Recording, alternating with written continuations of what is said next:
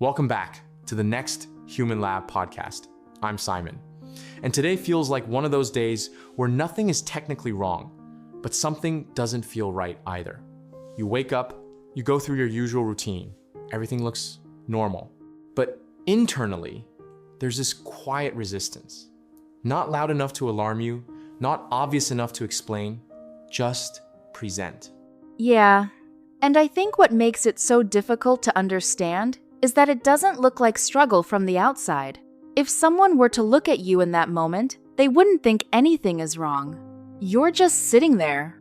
But inside, there's movement, there's tension, there's hesitation.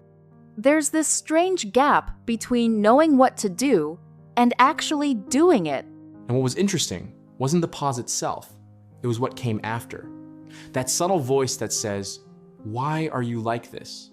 Not loud, not aggressive, but quiet and sharp. Have you ever experienced that kind of moment? And then, like you said, the judgment starts.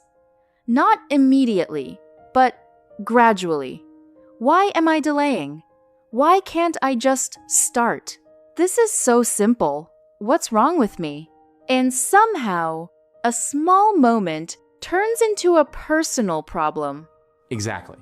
And that's the part most people never slow down enough to look at, because the moment doesn't feel significant.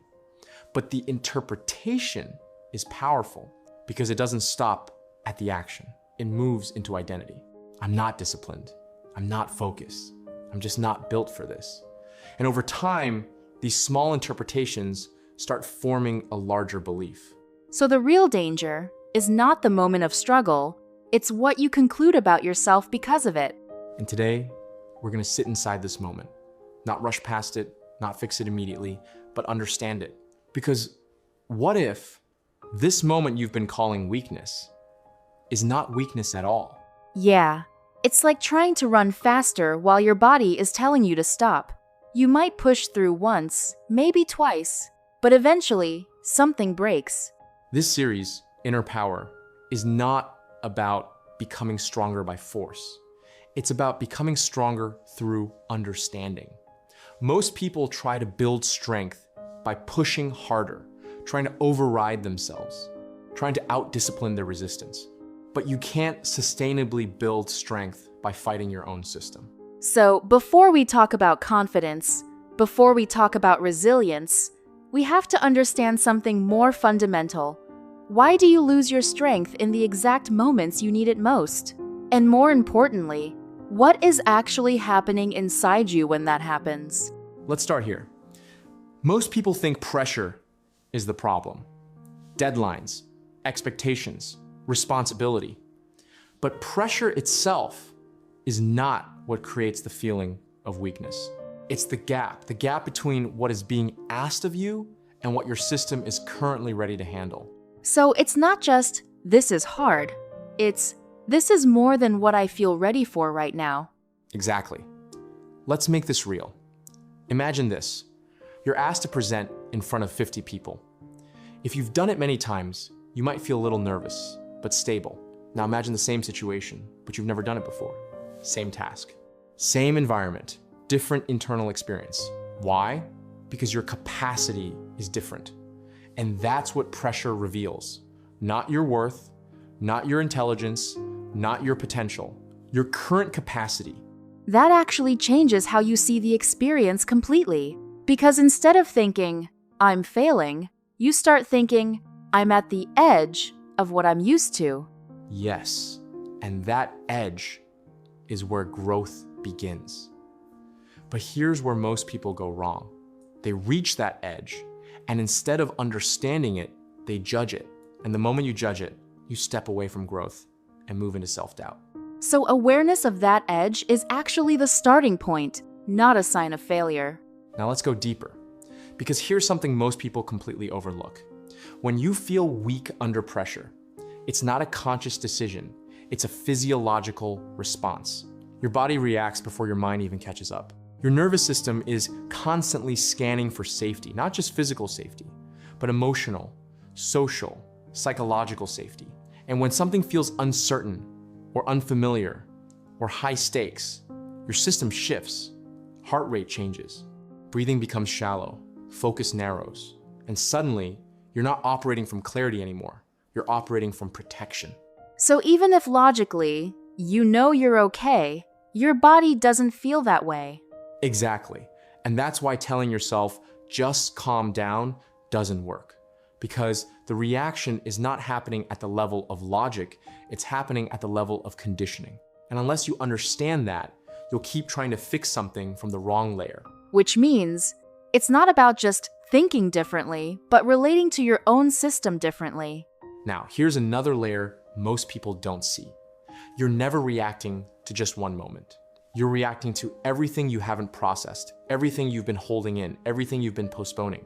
So when pressure shows up, it's not arriving in an empty space. It's landing on top of everything else.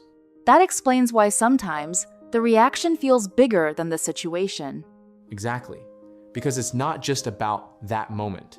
It's cumulative. Think about it like this. Your system is like a container. Every stress, every thought, every emotion fills it a little more. And when something new comes in, it doesn't just add, it spills. And when it spills, you interpret that as weakness. But it's not weakness, it's overflow. So understanding your capacity isn't just about the present, it's about what you've been carrying all along. Now, here's where things become powerful. Because the moment itself is not what defines you. The story you attach to it is what shapes your identity. You hesitate, and your mind says, I'm not confident. You feel overwhelmed, and your mind says, I can't handle this. And over time, these interpretations become beliefs. So the real danger isn't the moment of struggle, it's what you conclude about yourself because of it. Exactly. Because once that belief forms, you carry it into the next situation, and then the next. And slowly, your behavior starts aligning with that belief. Not because it's true, but because you've accepted it.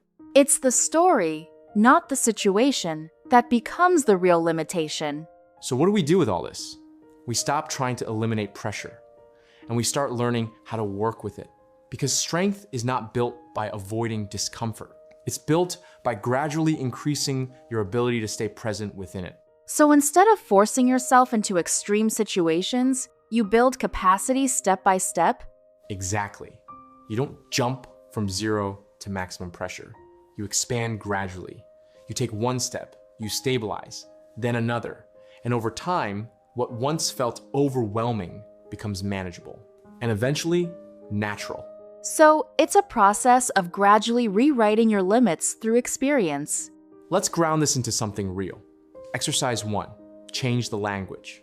Next time you feel pressure, instead of saying, I'm overwhelmed, say, my system is reacting to pressure right now.